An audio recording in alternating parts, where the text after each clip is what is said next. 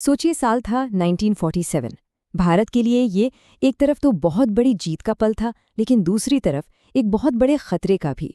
मतलब माहौल कुछ ऐसा था कि एक और आज़ादी के जश्न की तैयारी हो रही थी, तो दूसरी ओर देश बंटवारे की आग में झुलस रहा था। तो चलिए सीधे उस सवाल पर आते हैं जो इस पूरी कहानी की नींव है। और ये कोई काल्पनिक सवाल नहीं है, बल्कि एक ऐसी हकीकत थी जो उस वक्त के भारत को तोड़ने के लिए बिल्कुल तैयार खड़ी थी। जी हाँ, बिल्कुल। ब्रिटिश राज के खत्म होते ही ये खतरा पैदा हो गया था कि भारत सैकड़ों टुकड़ों में बिखर सकता है। जरा सोचिए, अगर ऐसा होता तो हमारा देश विकास पर ध्यान देने के बजाय अपनी सारी ताकत और पैसा सिर्फ राज्यों की सीमाओं की हिफाजत में ही खर्च कर देता। तो सवाल ये है कि आखिर ये संकट पैदा कैसे हुआ। इसे समझने के लिए हमें थोड़ा पीछे जाकर ब्रिटिश सरकार की माउंटबेटन योजना को देखना होगा, जिसने भारत के सामने एक बहुत ही खतरनाक चॉइस रखी थी। तो हुआ ये कि भारत की 565 रियासतों के राजाओं को 3 ऑप्शन दिए गए। पहला, भारत में शामिल हो जाओ। दूसरा, पाकिस्तान में शामिल हो जाओ। या फिर तीसरा, खुद को एक आज़ाद देश घोषित कर दो। और यही तीसरा ऑप्शन भारत की एकता के लिए सबसे बड़ा खतरा था। और ऐसे ही नाजुक वक्त में इस कहानी के नायक सामने आए, सरदार वल्लभ भाई पटेल। उनके दिमाग में देश को बिखरने से बचाने के लिए एक बिल्कुल साफ रणनीति थी। सरदार पटेल का ये एक एक शब्द उनके इरादे को जाहिर करता है।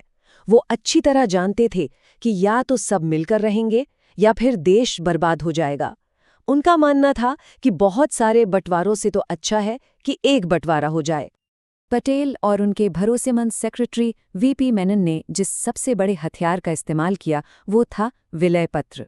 ये एक शानदार कानूनी दस्तावेज था जिसने राजाओं और निज़ामों को भारत में शामिल होने के लिए एक बहुत ही प्रैक्टिकल और आकर्षक ऑफर दिया। इस विलय पत्र की सबसे बड़ी खूबी जानते क्या थी? इसकी सादगी। राजाओं से सिर्फ 3 चीजें मांगी गईं: डिफेंस, विदेश मामले और कम्युनिकेशन। इन 3 चीजों का कंट्रोल भारत सरकार को दे दो और बाकी सभी मामलों में आपकी आज़ादी बनी रहेगी। इसी वजह से ज्यादातर शासकों के लिए ये एक आसान फैसला बन गया। लेकिन कहानी इतनी सीधी भी नहीं थी। अब हम उन राज्यों की बात करेंगे जिन्होंने शांति से भारत में शामिल होने से साफ इनकार कर दिया। और यहीं पटेल की कूटनीति और उनके इरादों का सबसे बड़ा इम्तिहान हुआ। 3 नाम 3 सबसे बड़ी चुनौतियां बनकर उभरे: जूनागढ़, हैदराबाद और कश्मीर। तीनों की अपनी अलग-अलग मुश्किलें थीं और तीनों ने भारत की एकता को सीधी चुनौती दी। चलिए सबसे पहले जूनागढ़ की बात करते हैं। ये एक ऐसा मामला था जहां राजा का फैसला सीधे-सीधे अपनी ही जनता की मर्जी के खिलाफ था। जूनागढ़ का नवाब मुस्लिम था, जबकि वहां की 80% से ज्यादा आबादी हिंदू थी। तो जब नवाब ने पाकिस्तान में शामिल होने का ऐलान कर दिया, तो पटेल ने एक मास्टर स्ट्रोक चला। उन्होंने जनमत संग्रह करवाया, यानी पब्लिक से वोटिंग करवाई। नतीजे हैरान करने वाले थे। 99% से भी ज्यादा लोगों ने भारत के पक्ष में वोट दिया और इस तरह जनता की आवाज से जूनागढ़ भारत का हिस्सा बन गया। अब आते हैं हैदराबाद पर। यह मामला सिर्फ एक राज्य के विलय का नहीं था, बल्कि भारत की सुरक्षा और अखंडता का था। भौगोलिक रूप से हैदराबाद भारत के ठीक बीचों बीच था। सोचिए, अगर देश के पेट में एक आजाद और दुश्मन देश होता तो क्या होता। पटेल के इन शब्दों से आप समझ सकते हैं कि हैदराबाद का विलय कितना जरूरी था। उनके लिए ये कोई बातचीत का मुद्दा नहीं था, बल्कि देश की सुरक्षा की एक बुनियादी जरूरत थी। हैदराबाद के निजाम ने आज़ाद रहने की जिद पकड़ ली थी। इतना ही नहीं, उनकी प्राइवेट आर्मी रज़ाकार ने आम लोगों, खासकर हिंदुओं पर जुल्म ढाने शुरू कर दिए। हालात तब और बिगड़ गए जब निजाम ने यूरोप से हथियार खरीदने की कोशिश की। पटेल समझ गए कि अब बात हाथ से निकल रही है। जवाहरलाल नेहरू सैन्य कार्रवाई को लेकर थोड़े हिचकिचा रहे थे, लेकिन पटेल के इरादे बिल्कुल साफ थे। उन्होंने लॉन्च किया ऑपरेशन पोलो। ये एक तेज और निर्णायक सैन्य कार्रवाई थी। सिर्फ 5 दिनों के अंदर भारतीय सेना ने रज़ाकारों को हरा दिया, निजाम ने सरेंडर कर दिया और हैदराबाद सुरक्षित रूप से भारत का हिस्सा बन गया। और अब सबसे मुश्किल और सबसे जटिल मामला, कश्मीर। यहाँ की स्थिति जूनागढ़ और हैदराबाद से बिल्कुल अलग थी। यहाँ शासक हिंदू था तो ज्यादातर आबादी मुस्लिम, और इसकी लोकेशन ऐसी थी कि ये भारत और पाकिस्तान दोनों के लिए बेशकीमती था।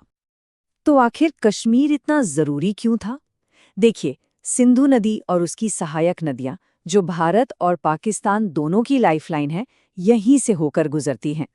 इसके अलावा सियाचिन ग्लेशियर भारत को चीन और पाकिस्तान पर नजर रखने के लिए एक रणनीतिक चौकी देता है।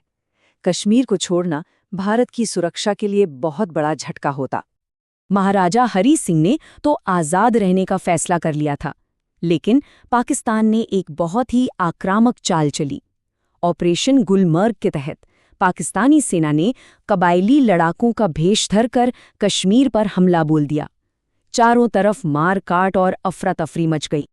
जब ये हमलावर श्रीनगर के दरवाजे तक पहुंच गए तो घबराए हुए महाराजा हरी सिंह के पास भारत से मदद मांगने के अलावा कोई और रास्ता नहीं बचा।